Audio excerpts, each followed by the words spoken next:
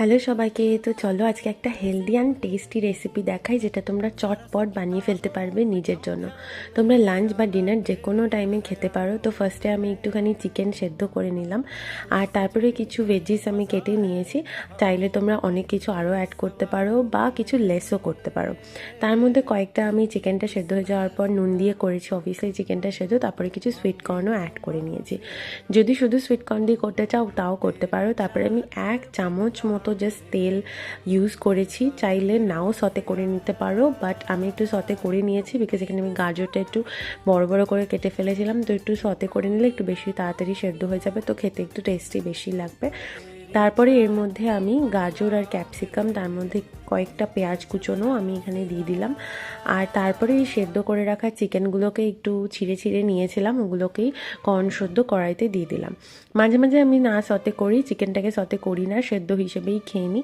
But সেদিনকে একটু video বানাচ্ছিলাম, সবাইকে দেখাচ্ছিলাম বলে চিকেনটাকে একটু সতে করে নিলাম, অবভিয়াসলি নুন আর গোলমরিচের গুঁড়ো দিয়ে, যেটা খুবই মেন।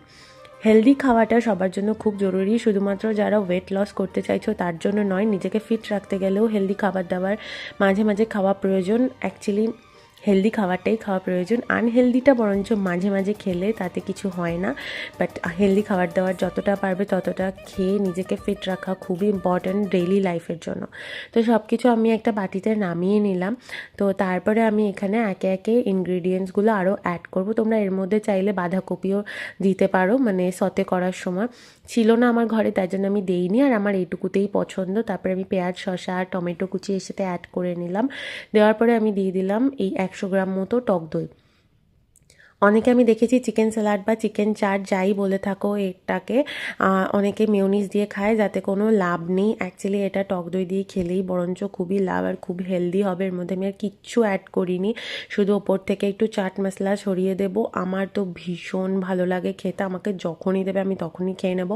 আর এটাই ছিল আমার সেদিনকে রাতের ডিনার। আমি অফিস থেকে এসে খুব চটজলদি বানিয়ে খেয়েছিলাম, আর তোমরা যখন চাইলে 10 মিনিটের মধ্যে বানিয়ে নিতে পারো।